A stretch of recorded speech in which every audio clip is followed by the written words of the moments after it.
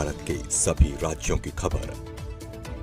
खबर SNS news channel पर, खबर जो आपको रखे सबसे आगे। नमस्कार, मैं विशाल पटेल। खबर एसएस टीवी में एक बार फिर से आपका स्वागत है। बता दें कि आज हम लोग अपने स्टूडियो में बैठे हुए हैं। आशीष जी हमारे साथ आज जुड़े हुए हैं स्टूडियो में। आज कई विषयों पर जो उत्तर प्रदेश में कई ऐसे वायरल मुद्दे चल रहे हैं जिस पे हम लोग चर्चा करने के लिए आज स्टूडियो में आए हैं। तो आशीष जी बहुत बहुत आपका स्वागत है। धन्यवाद विशाल जी। आशीष जी आज हम लोग परिचर्चा करेंगे। उत्तर प्रदेश में कई ऐसे मुद्दे चल रहे हैं जिसको लेके कह लीजिए यूपी में बहुत ही तेजी से जातिवाद का जो चल रहा है माहौल की, जाति को लेके कहीं इनकाउंटर हो जा रहा है तो उस पे कई मुद्दे छिड़ रहे हैं जिसपे विवाद बढ़ते जा रहे हैं। जैसे आपको मैं बता दूं, अभी इधर भी सोशल मीडिया पे सबसे ज्यादा वायरल है सुल्तानपुर हत्याकांड मंगेश यादव का, जिसमें जो भी पार्टियां हैं, जो विपक्ष की पार्टियां हैं, अखिलेश यादव तक ने कई सवाल उठा दिया। ऊपर से पप्पू यादव ने बिहार से उस पर कई सवाल उठा दिए पुलिसिया कार्रवाई के ऊपर। तो इस पे आप क्या कहना चाहेंगे? बिल्कुल विशाल जी, देखिए तो बहुत बड़ा सवाल है ही, क्योंकि देखा जाए तो एक तरीके से सुल्तानपुर में मंगेश यादव के घर पर नेताओं का जमावड़ा भी लग चुका है। कांग्रेस के प्रदेश अध्यक्ष जरा भी जा चुके हैं वहाँ। समाजवादी पार्टी के भी नेता लगातार एक तरीके से देखा जाए तो उसको एक चुनावी मुद्दा बन गया है। जो मंगेश यादव एनकाउंटर, हम हत्याकांड नहीं कर सकते क्योंकि पुलिस ने उसको एनकाउंटर किया था, लेकिन एनकाउंटर में जो सवाल सबसे बड़ा जो उठ के आ रहा है, हम आपको बताना चाहेंगे विशाल जी कि जब पुलिस गई एनकाउंटर करने तो उसमें जो सबसे बड़ा मुद्दा निकल के सामने आया कि अगर हम किसी अपराधी का एनकाउंटर करने जाते हैं तो बाकायदा हम जो है बुलेट प्रूफ जैकेट के साथ जाएंगे कि कहीं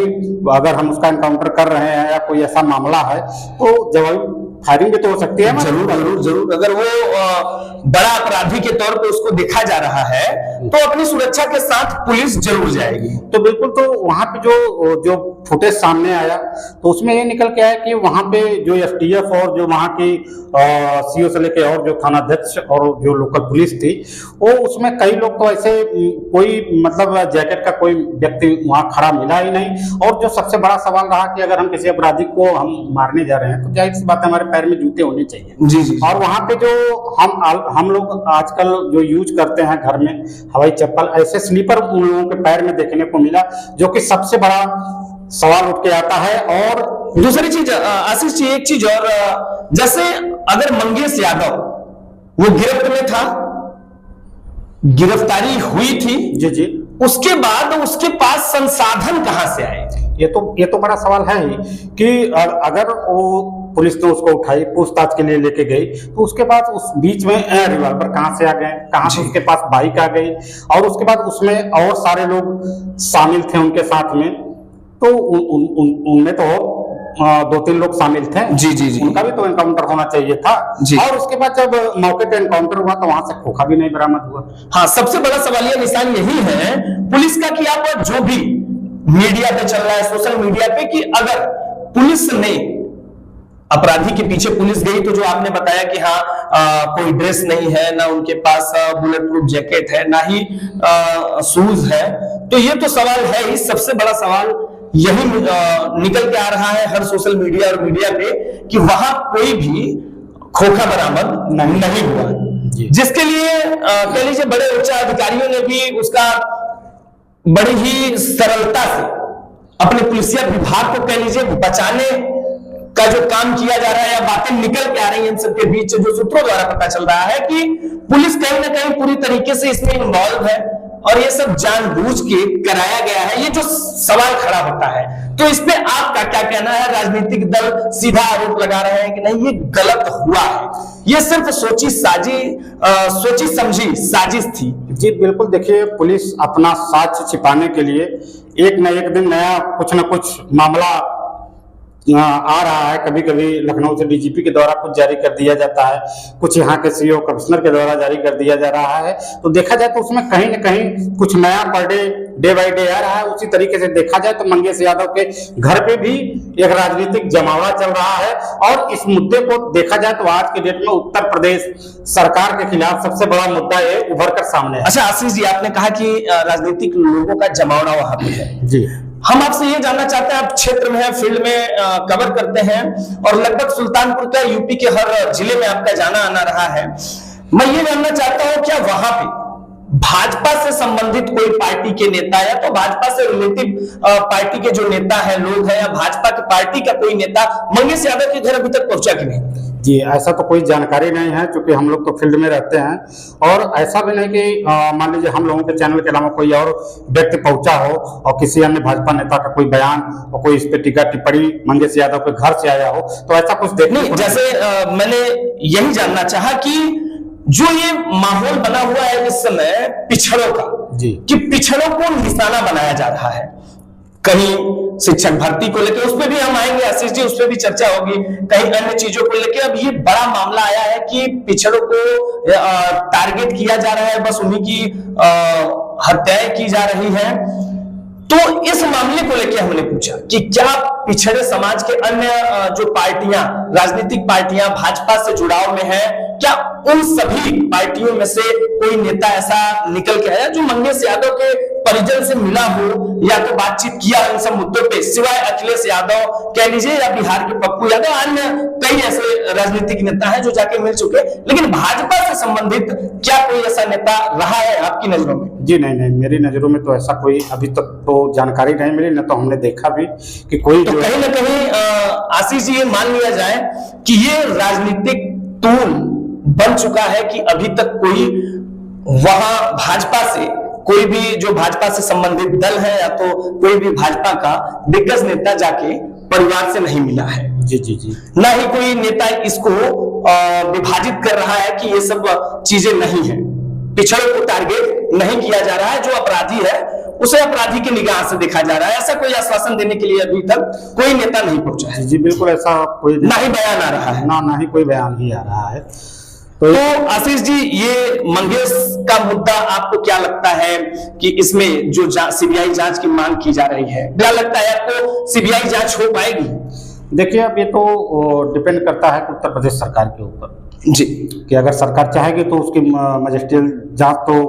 हो रहा है, लेकिन अब जैसे पीड़ित परिवार को भरोसा नहीं है कि जो मजिस्ट्रियल जांच होगी वो सही हो पाएगी कि नहीं हो पाएगी, इसलिए पीड़ित परिवार बार बार मांग कर रहा है कि नहीं, इसकी जो है उच्च स्तरीय जांच होनी चाहिए, जिससे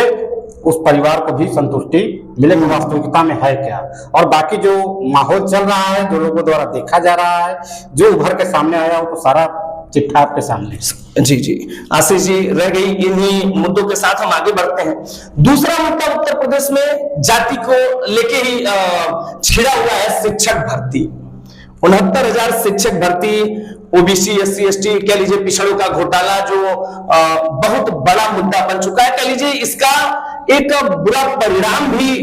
देखने को मिला है भाजपा को लोकसभा चुनाव में। जी। तो आप शिक्षक भर्ती को लेके क्या समझते हैं? बिल्कुल, देखिए, शिक्षक भर्ती एक बहुत बड़ा मामला है विशाल जी, क्योंकि ये देखा जाए तो लगभग ये 2023 से लगातार जो है जी एक कोर्ट में मामला चल रहा है। और चूंकि उत्तर प्रदेश एक बहुत बड़ा राज्य है और जब भी कोई शिक्षक भर्ती आता है तो लोग इसको लेके, यहाँ पे इतने पढ़े लिखे युवा बेरोजगार हैं जी, शिक्षक भर्ती हो या अन्य कोई भी भर्ती कह लीजिए। जी जी, तो बिल्कुल जब ये भर्ती आती है तो शिक्षक भर्ती का मामला तो 2-3 साल से चल ही रहा है। और उसमें देखा जाए तो उसमें जो ओबीसी वर्ग है उनकी भी हिस्सेदारी कहीं न कहीं मारी गई, जिसको लेके हाईकोर्ट में अपील दायर की गई थी और वो मामला लगातार चल रहा था। तब तक जो है उसी बीच अभी 4-5 दिन पहले जो है सुप्रीम कोर्ट का आदेश आ गया कि यथास्थिति उसकी जो हाईकोर्ट का जो आदेश है उसको जो है पुनरीक्षण करेगी सुप्रीम कोर्ट, इसके बाद ही कोई फैसला हो देगी। आपको क्या लगता है आशीष जी, ये जो जी बिल्कुल, अगर देखा जाए तो इसमें जो भारतीय जनता पार्टी के साथ में गठबंधन में है अनुप्रिया पटेल जी, लगातार इस मुद्दे को हमको लगता है कि लोकसभा चुनाव के बाद इन्होंने सबसे बड़ा मुद्दा अगर उठाया है तो लगातार इन्होंने अनुप्रिया पटेल ने जो है शिक्षक भर्ती को ही लेके ये लगातार बनी हुई, यहाँ तक कि कह लीजिए देखा जा रहा है छींटाकशी भी वो सीधे भाजपा पे करती रही है कि नहीं, इसको जल्दी से जल्दी निर्णायक रूप दिया जाए शिक्षक भर्ती को लेकर? बिल्कुल देखिए, तो अभी तो आरक्षण को लेकर बिल्कुल ओम प्रकाश राजभर का भी बयान आया, अभी उन्होंने मीडिया में बयान दिया कि नहीं, लगातार इस चीज को लेके हम जो है उत्तर प्रदेश के मुख्यमंत्री योगी आदित्यनाथ से उन्होंने कहा कि हमने मिला, इस पे हमने बातचीत की, तो जितने भी जो गठबंधन के, भारतीय जनता पार्टी के गठबंधन के साथ में लोग हैं, चाहे वो निषाद पार्टी हो, चाहे वो भारतीय समाज पार्टी हो, सुहेलदेव भारतीय समाज पार्टी, चाहे अपना दल हो, लगातार इस मुद्दे को उठा रहे कि पिछड़ों के साथ जो यह हिस्सेदारी उनके नहीं मिल पा रही है, और चाहे वो नौकरी के प्रक्षेत्र में हो या और कहीं भी उनको दिक्कत आ रही है, तो इसकी जो है मुद्दे लगातार वो जो है सरकार के खिलाफ आवाज उठ रहे हैं। जी आशीष जी, एक चीज और जानना चाहेंगे इसी मुद्दे में कि आपको नहीं लगता कहीं ऐसा तो नहीं इसी कारण जो जाति जनगणना की मांग की जा रही है, जी जी जी, इस मुद्दे को दबाया जा रहा है? भारतीय जनता पार्टी के ऊपर जो आरोप लगाया जा रहा है, तो आपको नहीं लगता कि ये बहुत धीरे धीरे एक नासूर बनता जा रहा है? पिछड़ों की जो हिस्सेदारी है वो उनको न मिलने के कारण, या तो जाति जनगणना न होने के कारण ये एक बड़ा विवाद बन सकता है जो भविष्य में 2027 चुनाव में जी जी फिर से नुकसान पहुंचाएगी भाजपा को? जी बिल्कुल, देखा जाए विशाल जी, तो ये जो जाति जनगणना का जो मामला है, ये काफी तेजी से जो है पकड़ा हुआ, क्योंकि बिहार में जो है नीतीश ने जब से जाति जनगणना कराई, तो धीरे धीरे हर राज्यों में इसकी मांग हुई, और चूंकि बिहार से सटा हुआ उत्तर प्रदेश है, तो उत्तर प्रदेश में जो इस समय माहौल है, वो सारी पार्टियां जैसे चाह रही हैं कि एक जातिवार जनगणना हो जाए। जी जी, क्योंकि हम बात करते हैं तो इसके पहले कांग्रेस की बहुत दिनों तक सरकार रही जी, जैसे, और लोगों का आरोप है कि कांग्रेस इतने सालों तक सरकार में है, उस समय जातिवार जनगणना क्यों नहीं हुई? उत्तर प्रदेश में 4 बार जो है समाजवादी पार्टी की सरकार रही जी जी, और लगभग 3 से 4 बार जो है मायावती की भी सरकार रही जी, तो उन्होंने उस जातिगत जनगणना क्यों नहीं कराई? लेकिन उस समय का जो परिदृश्य, जो माहौल था, वो शायद आज के माहौल से काफी अलग हटके था जी। लेकिन आज जो एक माहौल बन चुका है कि नहीं, जातिवार जनगणना होनी चाहिए, और देखा जाए तो अमूमन सभी लोग कह रहे हैं कि नहीं, जातिवार जनगणना हो जाए, जिसकी जितनी हिस्सेदारी उसकी उतनी भागीदारी, इस तर्ज पे जो है उनको उनकी हिस्सेदारी दिया जाए। जी मतलब सीधा कहने का मतलब है कि उस समय लोगों को आवश्यकता नहीं समझ में आई कि हमें जाति जनगणना की जरूरत है, लेकिन अब जिस तरीके से पिछड़ों को दबाया जा रहा है, लोगों से सुनने को जो मिलता है, जो मीडिया और सोशल मीडिया पे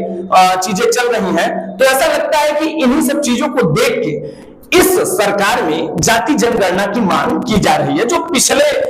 जो भी राजनीतिक पार्टियां सत्ता में आई उनसे मांग नहीं की गई। बिल्कुल, देखा जाए तो उसका असर हम आपको देखेंगे लोकसभा चुनाव में कितना जरूर भुगतना पड़ा भारतीय जनता पार्टी को, जिसमें विपक्ष ने आरक्षण को मुद्दा बनाया, संविधान को खतरा बताया जी जी, और इसके बाद तमाम ऐसे र्यूमर जो थे, जो उन्होंने जमीनी स्तर पे जाकर जनता के बीच में बताया, और जनता कहीं ना कहीं इस चीज को समझ रही थी कि हो सकता है कि ऐसा भी हो सकता है। तो इसलिए जो है कहीं ना कहीं जनता जो है कमोवेश की स्थिति में उन्होंने जो है एंटी कंटेंसी के तहत विपक्ष में वोट किया, जिसका खामियाजा भाजपा को भुगतना पड़ा। भाजपा के साथ कह लीजिए अन्य पार्टियां भी जो संबंधित है उनको भी इसका खामियाजा भुगतना पड़ा। आशीष जी, ये 2 मुद्दे जो उत्तर प्रदेश के सबसे बड़े मुद्दे थे, उस पर बात किया हम लोगों ने। आते हैं हम लोग वाराणसी पे, जहां से पीएम मोदी जी सांसद है, वाराणसी क्षेत्र में आपका ऑफिस है, इसलिए हम चर्चा कर लेते हैं विशेष, जो उत्तर प्रदेश का केंद्र तो कहा जाता है लखनऊ, लेकिन केंद्र बना रहता है पूरे उत्तर प्रदेश में वाराणसी। जी जी, वाराणसी में जितने भी पीएम मोदी जी द्वारा प्रोजेक्ट लगाए गए, कह लीजिए जैसे आपको स्टेडियम दिया गया, लेकिन स्टेडियम के भी काम में कोई बढ़ोतरी अभी तक दिखी नहीं, और ना ही उसमें लोगों का कई चीजें जो है आप क्षेत्र में है, आप सुनने को आपको मिल रहा होगा कि कई ऐसे लोग हैं जो परेशान हैं और काम वहां पे नहीं हो रहा है, कई मजदूर ऐसे हैं जो आपको बता दें कि जहर खाने की स्थिति में कुछ ठेकेदार हैं, जिनका बयान हम जल्द ही टीवी पे चलाने वाले हैं, एसएमएस टीवी पे देखने को मिलेगा। दूसरा चीज, वाराणसी से सटा हुआ एक लोकसभा और आता है आपका मछली शहर जी, और उसमें एक ग्राम सभा पड़ता है जहां पे यूपीएसआईडीसी क्षेत्र बनाया गया फूलपुर करखियाव, जो वाराणसी जिले में ही लगभग आता है, लोकसभा दूसरा है। यहां पे पीएम मोदी जी ने अमूल फैक्ट्री का उद्घाटन किया, व्यक्तिगत 2 बार आके, 2 बार, एक बार शिलान्यास हुआ तो एक बार उद्घाटन हुआ। यहां पे बताया गया कि पूर्वांचल, लगभग पूर्वांचल, पूरे पूर्वांचल को अमूल फैक्ट्री लगने के बाद यहाँ के फूलपुर से संबंधित जो युवा अन्य ग्रामीण क्षेत्रों से उनको रोजगार मिलेगा। बात करते हैं पूरे पूर्वांचल की, जी पूरे पूर्वांचल की कि रोजगार मिलेगा। लेकिन सबसे बड़ा इस समय मुद्दा निकल के आया है कि वाराणसी के लोगों को ही कोई रोजगार उसमें नहीं है, तो पूर्वांचल में कैसे पहुंचेगा? बिल्कुल बहुत बड़ी बात है विशाल जी, चूंकि कि जब उस समय शिलान्यास हो रहा था उस समय भी हम मौजूद थे, हमने वहां पे खबर किया हुआ था और एक अच्छा खासा वाराणसी और आसपास के जनपदों के लिए एक अच्छा माहौल तैयार हो रहा था कि नहीं, आज जब अमूल प्लांट बन के तैयार होगा तो हम लोगों के लिए लोकल में ही रोजगार सृजित होगा। और यहाँ की जनता भी काफ़ी खुश थी इसको लेकर के, नहीं आज हमारे प्रक्षेत्र में बड़ी बड़ी फैक्ट्रियाँ लग रही हैं तो कहीं ना कहीं इसका जो है लाभ हमें मिलेगा। लेकिन जब वास्तविकता, जब इसका ओपनिंग हुआ, जब इसका उद्घाटन हो गया, तब यहाँ से जब भर्ती का सवाल आया तो भर्ती के नाम पे यहाँ के जो लोकल स्थानीय लोग थे उनके साथ धोखा हुआ। हाँ, उनके एक तरीके हम धोखा ही कह सकते हैं, क्योंकि जब उनको कोई रोजगार उसमें मिला ही नहीं तो हम एक तरीके से हम कह सकते हैं कि यहाँ के लोकल लोगों के लिए एक तरीके से धोखा ही है कि जो वो चाह रहे थे वो चीजें नहीं हो पाई। जो बड़े बड़े पद थे इसमें जो है अमूल प्लांट के अंदर, उसमें देखा जाए तो गुजरात से, अन्य राज्यों से जो है इसमें आके भरे पड़े हैं। अगर यहाँ पे कोई भी वैकेंसी जो है पद भरे गए तो केवल लेबर वर्क। जी एक चीज पे और बात करूंगा आशीष जी, मैं बता दूं कि उत्तर प्रदेश के वाराणसी जिले में कई ऐसे प्रोजेक्ट पीएम मोदी जी के लॉन्च हुए हैं, लेकिन सभी प्रोजेक्ट में 99% कह लीजिए इस समय आप कंपनियों को सर्च करेंगे तो गुजरात के कंपनी और गुजरात के लोग ही काम कर रहे हैं। क्या वाराणसी के, उत्तर प्रदेश के वाराणसी जिले के लोगों पे पीएम मोदी जी को भरोसा नहीं था, जिसका खामियाजा इस बार आपको देखने को मिला वाराणसी में कि एक देश के प्रधानमंत्री को 1.5 लाख, सिर्फ 1.5 लाख वोटों से आगे होकर जीत मिली। कहीं यही सब कारण तो नहीं बन गया था? बिल्कुल, देखिए तो कहीं ना कहीं ये सब कारण तो रहा ही, क्योंकि जब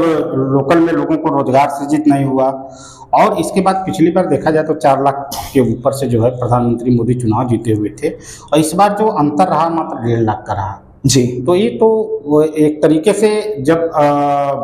बात आती है कि भाई प्रधानमंत्री मोदी देश के प्रधानमंत्री रहे और तीसरी बार प्रधानमंत्री बने और वाराणसी शहर ने, वाराणसी की जनता ने उनको लगातार भरोसा करते हुए तीसरी बार प्रधानमंत्री बना भी दिया। और लेकिन जो यहाँ के स्थानीय लोग, जो लोकल, चूंकि हम बात कर रहे हैं इस समय अमूल की, तो अमूल का जो संसदीय क्षेत्र है वो अलग है, क्योंकि लोकसभा मछली शहर में पड़ता है। तो यहाँ पे भी खामियाजा देखने को मिला कि खासकर जो विधानसभा पूरे वाराणसी प्रक्षेत्र में पिंडरा, यही से ही जो पिछली बार का जो वोट प्रतिशत था यहाँ से घट गया और लगभग देखा जाए तो 15 से 20 हजार का अंतर रहा। जहाँ पे पिछली बार जो है एक पिंडरा विधानसभा ही 15 से 20 हजार 25 हजार की लीड करती थी, वही आज 15 से 20 हजार माइनस में कर दी। एक बड़ा कारण रहा कि यहाँ से लोकसभा मछली शहर लोकसभा से चली गई, जी भाजपा की सीट चली गई। तो कहीं ना कहीं ये सब चीजें जो है पूरा का पूरा वाराणसी का जो इस बार का नेगेटिविटी रहा है वो इन्हीं सब कारणों से रहा है कि उससे लोकसभा मछली शहर भी प्रभावित हुआ और वाराणसी शहर भी प्रभावित हुआ। तीसरी चीज आशीष जी आपसे इसी मुद्दे पे बात करेंगे हम। आपने देखा होगा एक प्रोजेक्ट वाराणसी में लॉन्च हुआ है काशी द्वार जी, जिसको लेके कह लीजिए कि किसान धरने पे बैठे हुए थे पिंडरा तहसील पे, उनके ऊपर लाठी भी चार्ज किए गए और विवाद भी बड़ा बनता गया। और वही काशी द्वार के ही बगल में जो 50 साल 100 साल से लोग झुग्गी झोपड़ी बना के या घर बना के रह रहे थे, जिनको पहले से नहीं पता था कि ये वन विभाग का क्षेत्र है, वहां के क्षेत्रीय लोगों का घर उजाड़ के उनको हटा दिया गया, ना कहीं स्थान। ठीक है, वन विभाग का वो जमीन था, तो वन विभाग या सरकार को कहीं ना कहीं उनके बारे में भी सोचना चाहिए था कि नहीं, जो 100 सालों से उसी जमीन पे है, उनको नहीं पता है कि ये वन विभाग का क्षेत्र है, पहले उनकी व्यवस्था करनी चाहिए थी कि नहीं? नहीं, बिल्कुल देखा जाए तो विशाल जी बड़ी बात है, चूंकि आज वन विभाग अपना जगह खोज रही है, तो चूंकि उस पे 50 साल 100 साल से कोई रह रहा है जी जी। तो अगर वन विभाग की जमीन है तो वन विभाग अपना पैमाइश करा के उसको पहले से भी अपनी जमीन को सुरक्षित करना चाहिए था। और चूंकि पेड़ पालो हर जगह जो है लग रहे हैं, और तो इस बार जो एक माहौल आया कि नहीं बहुत सारे पौधों को लगाया जाएगा, कई करोड़ का लक्ष्य है पौधा जी जी वृक्षारोपण का, तो इसके तहत तब वन विभाग की टीम जागी, तब उन्होंने अपनी जमीन को खोदना शुरू किया। डीएम के अनुसार इसके पहले वन विभाग भी सोई हुई थी, एकदम सोई हुई थी, तभी तो 50 साल 100 साल से कोई आदमी वहां पे किसी का मकान बना हुआ है तो उड़ा रहा था। अगर उसको पहले से ही अंदेशा हो जाता कि नहीं तो ये वन विभाग की जमीन है। ये बहुत बड़ी कमी रही है आशीष जी की वन विभाग को पहले ही इन सब चीजों को, जो उनका जमीन है तो उसको अपने तरीके से कब्जा करके रखना चाहिए था, यहाँ पे लोग ना बसे। बिल्कुल, इस पे हमने यहाँ के जो मौजूदा पिंडरा विधायक हैं उनसे हमने बयान भी लिया था कि जो मौजूदा स्थिति में जो वहाँ पे उस जमीन में रह रहे हैं, अगर उनके पास कुछ जगह जमीन नहीं है तो वो कहाँ जाएंगे। तो उन्होंने साफ साफ कहा था, जो पिंडरा विधायक डॉक्टर अवधेश सिंह का बयान था जी जी जी, कि अगर हम जो व्यक्ति उसमें जमीन में बसे हुए हैं, अगर उनके पास कोई जगह जमीन नहीं है तो उनको हम बाकायदा जो है उनका जो है मौका मुआयना करवा के उनकी सारी स्थिति को देखते हुए उनको जो है आवास के साथ उनको दूसरे जगह जो है प्रवेश कराया जाएगा। ऐसा उन्होंने साफ शब्दों में कहा था कि जिसके पास जगह जमीन नहीं है उनको सरकार के द्वारा उनको जो है जमीन आवंटित करवा के उनको आवास दिलवा के इसके बाद उनकी एंट्री कराई जाएगी। इसके लिए उन्होंने कहा था कि बाकायदा उनको किसानों को समय भी दिया गया। इस मुद्दे पे बात हुई थी। जी आशीष जी, वहीं पे मैंने बताया काशी द्वार का जो प्लान चल रहा है, काशी द्वार का जो प्लान चल रहा है, जिनके पूर्वज की जमीनें हैं, वास्तविकता उनकी जमीनें हैं, जिसकी कीमत इस समय 20 से 22 लाख लोग लगा के खरीद रहे हैं, बेच रहे हैं। आज वही सरकार का काशी द्वार का प्रोजेक्ट आया जो कईयों के घर और खेत, किसानों के खेत जो बर्बाद करने जा रहे हैं। इस पे आपका क्या कहना है? नहीं, बिल्कुल देखिए बात सही है कि अगर विकास है, मैं इस चीज को कहता हूं आशीष जी, विकास है लेकिन किसान भी है। नहीं, बिल्कुल विकास है, किसान भी है, लेकिन उनको जो उचित मुआवजा मिलना चाहिए जिस सर्किल रेट से, उस सर्किल रेट से पैसा नहीं, जिसके लिए धरना भी दे रहे थे, क्योंकि लोगों का कहना था कि आज जो वाराणसी में जो जमीन की कीमत बढ़ी हुई है, देखा जाए तो हम किसी भी आउटर एरिया में चले जाते हैं तो वहाँ जो जोतने बोने वाली जमीन है वो 10 लाख रुपए इससे बिक रही है। जी जी। तो ये तो एयरपोर्ट से सटा हुआ जो है पिंडरा है, तो यहाँ पे ऑलरेडी जो अभी जमीनें कुछ साल पहले का, हम अभी 1-2-4 महीने पहले की बात कर रहे हैं कि अगर जो बिकी होंगी तो जाहिर सी बात है 20 लाख 25 लाख के नीचे किसी जरूर ऐसे हमारे पास भरे हुए हैं लोग जिन्होंने ये बताया बिल्कुल उनकी जमीन बिकी हुई है। तो लेकिन जब आज सरकार उनको 6-6.5 लाख रुपए जब बिस्सा के रेट से देगा तो कहीं न कहीं किसानों के दिमाग में था कि नहीं, आज वह हमारी जमीन, तो जो बहुत लोगों ने लिखना कराया रोड के किनारे जमीन थी ऐसा था, तो उनका 20 लाख 25 लाख 15 लाख ऐसे गया। आज जब हम सरकार हमारी जमीन ले रही है तो हमारा जो हमको 6-6.5 लाख रुपए मिला, तो उनको सीधा दिख रहा है कि हमारा 2 हिस्सा तो हमारा पैसा ऐसे ही किसान दूसरी जगह उसी जमीन को लेने जा रहे थे। किसान ज्यादातर उसके विरोध में नहीं थे कि हमारा जो है जमीन काशी द्वार में जा रहा है तो यहाँ का विकास रुके, ऐसी किसानों के मन में ऐसी कोई बात नहीं थी। मानसिकता ये थी कि वहाँ पे जो पैसा उनको सर्किट रेट जो कम मिल रहा था, इसके वजह से जो ज्यादा दिक्कत हो रही थी, उन्होंने धरना प्रदर्शन किया। सबसे बड़ा वर्ग मामला ये सामने आया। जी, धरना प्रदर्शन किया, ऊपर से उनके ऊपर कह लीजिए लाठियां भी बरसाई गई, ये देखने को मिला था। थाने पे उनको भेजा गया, उनका चालान किया गया। तो किसान अगर 6 लाख रुपए लेके फिर से जाता है कहीं पे खेती के लिए ही, किसानी करने के लिए ही जमीन खरीदने, तो आज उसको जमीन भी नहीं मिल पा रहा है, ऐसा सुनने को मिल रहा है। बिल्कुल, अगर हम वाराणसी परिक्षेत्र की बात करेंगे तो अगर यहाँ के किसान की जमीन अगर चली जा रही है, अगर वो चाहता है कि हम बनारस में ही कहीं जमीन ले ले, तो बड़ा मुश्किल काम हो गया है इस समय। तो कह लीजिए कि किसान भी कहीं ना कहीं पिंडरा क्षेत्र, बनारस के क्षेत्र में इन कारणों से विकास के साथ साथ विनाश भी किसानों का हो रहा है, इससे दुखी है। सरकार से अपने चैनल के माध्यम से आप क्या कहना चाहेंगे? बिल्कुल, हम तो यही कहना चाहेंगे कि एक तरीके से यहाँ की जो यथास्थिति है उसको देख लेना चाहिए कि यहाँ पे क्या जो है जमीन की रेट क्या चल रहा है, और उसके हिसाब से उनका सर्किल रेट जो है बढ़ा के उनको उचित मुआवजा दिया जाए। अगर उचित मुआवजा अगर उनको मिल रहा है तो जाहिर सी बात है किसान है वो विकास के इतना सारा बहुत सारा विकास हुआ तो कभी किसानों में तो कोई रोक नहीं लगाया। लेकिन जब उनका कहीं ना कहीं उनका हनन किया जाएगा तो जाहिर सी बात है वो अपनी आने वाली पीढ़ियों के लिए वो तो लड़ाई लेंगे। तो हम तो यही अपील करेंगे कि भाई मौका मुआयना करके जो आज की महंगाई और जो सिस्टम व्यवस्था चल रही है उसको देखते हुए कहीं ना कहीं उनके पक्ष में, चूंकि वो किसान हैं जी और देश के अन्नदाता कहे जाते हैं किसान। तो आशीष जी बस इसी पे ये लास्ट क्वेश्चन होगा मेरा। व्यक्तिगत रूप से अगर सोचा जाए, जिससे कई फिल्माए गए साउथ से लेके आपके मुंबई सिनेमा जगत में, कि किसानों पे जब मुद्दे उठते हैं, अभी महेश बाबू जो साउथ के बड़े सुपरस्टार हैं उन्होंने किसानों पे एक मूवी बनाई कि एक बिजनेसमैन जो अमेरिका चला जाता है उसके बाद उसका दिमाग खुलता है कि लेकिन अगर हम अमेरिका जाके बिजनेस कर रहे हैं और भारत में, ये मूवी उसी पे बनी है सिर्फ किसानों के लिए, अगर हम भारत में विकास करें और अपने किसानों को नहीं देखेंगे तो ये जो रोटी मिल रही है हर जगह, नए प्रोजेक्ट, नई कंपनियां, नई फैक्ट्रियां अपने उपजाऊ जमीन में अगर हम लगाते फिरेंगे तो कल को किसान कहां जाएगा, और किसान किसानी नहीं करेगा तो वही बिजनेस में पैसे से क्या रोटी खरीदी जा सकती है। ये व्यक्तिगत रूप से आप बताएं कि आपका क्या सोचना है इसमें। नहीं, बिल्कुल देखिए, तो व्यक्तिगत रूप से तो पैसे से तो रोटी नहीं खरीदी जा सकती, क्योंकि जमीन से जब तक अन्न नहीं उपजेगा तब तक हम, और जब तक किसान जमीन में बिल्कुल काम नहीं करे। क्योंकि अब आपने बात छेड़ दिया है तो हम बता ही देते हैं कि चूंकि हम वाराणसी की बात करते हैं तो पूर्वांचल में वाराणसी एक ऐसा जिला है जहाँ पे वेजिटेबल का बहुत सारा ग्रोथ है। देखा जाए तो यहाँ पे जो वेजिटेबल है, वेजिटेबल का इतना बड़ा पोटेंशियल एरिया है। हम आपको बता दें कि राजा तालाब कछुआ हो गया आपका जी, आपका भावपुर एरिया हो गया, आपका इधर प्रेम नगर, नहिया, पुआरी, और इसके बाद आपका जब पिंडरा जो परिक्षेत्र है, और इसके बाद बड़ा गांव हो गया, ये पूरा जो है समझ लीजिए कि सब्जी का हब है। जी जी, मैंने सुना था कि रिलायंस कंपनी भी यहाँ से सब्जियां ले जा रही है। बड़ी बड़ी जो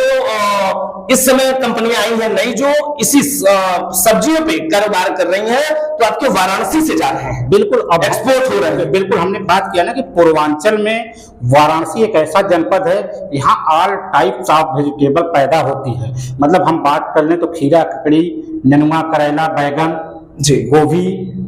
गाजर, मूली, चुकंदर, शिमला,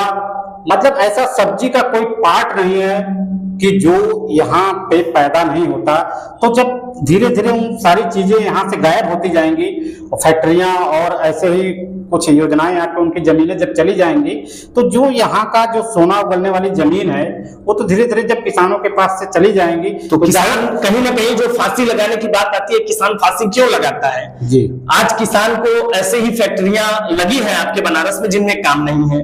जिनकी जमीनें भी छीन गई, मुआवजा भी नहीं मिल पा रहा है। तो वास्तविकता यही जो फिल्मों में फिल्माया जाता है कि फैक्ट्रियां आती हैं तो किसान मौत के कगार पे ही जाता है। बिल्कुल, जो फैक्ट्रियां लगती हैं उसमें भी एक बाकायदा रूल जारी किया जाए जी, कि अगर जिस किसान की जमीन उस फैक्ट्री में जा रही है तो उसके घर का एक सदस्य तो कम से कम उसमें नौकरी करे, जिससे अपने परिवार को चला सके। और लोग तो जो बची हुई जमीन है उसमें किसानी करके शहर के लोगों से लेकर फैक्ट्री मालिकों का पेट भरने का काम करती ही है। बिल्कुल, तो अगर इस रूल से आएंगे तो वास्तविकता है कि किसान क्योंकि कई जगह ठगे जा चुके हैं, जी जी जरूर, सरकार के द्वारा भी, और ठगी का तो माहौल तो चल ही रहा है। बहुत सारे ऐसे कॉलोनाइजर आके ठग के चले गए किसानों को। तो इसलिए किसान के पास अब बचा ही क्या है, उनकी पूंजी तो वही जमीन ही है, और वही जमीन उनके लिए सोना है जो उनका पेट भरती है। और उनके अलावा पूरे देखा जाए तो अपने जी लोगों का तो पेट भरते हैं, दूसरे राज्यों का भी पेट भरते हैं। तो ये सबसे बड़ा मुद्दा है। तो किसान एक ऐसी प्रजाति होती है या जाति होती है कि समझ लीजिए वो सारी मौसम से लेके, सारी दैविक आपदा से लेके, सरकार से लेके सबका मार सहता है किसान जी। तो आज हम अगर उनके बारे में नहीं सोचेंगे तो समझ लीजिए कि फिर ग्रोथ, जो भारत का विकास की बात करते हैं, वो विकास में कहीं ना कहीं रुकावट आएगी जी। तो सरकार से हमारे चैनल के माध्यम से विनम्र निवेदन है कि किसानों के दुखों पे ध्यान दिया जाए। धन्यवाद।